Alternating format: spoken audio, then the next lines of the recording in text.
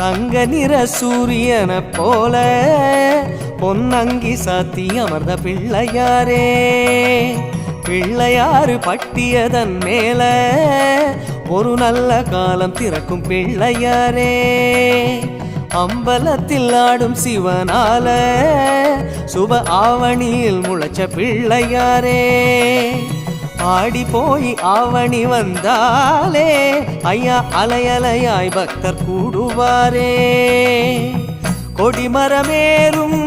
ஒரு 10 நாளும் கணபதி நாதம் ஒலிக்க, 60 மூவர் உருகுதல் போல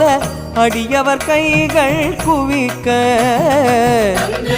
சூரியன போல பொன்னங்கி சாத்தி அமர்ந்த பிள்ளையாரே,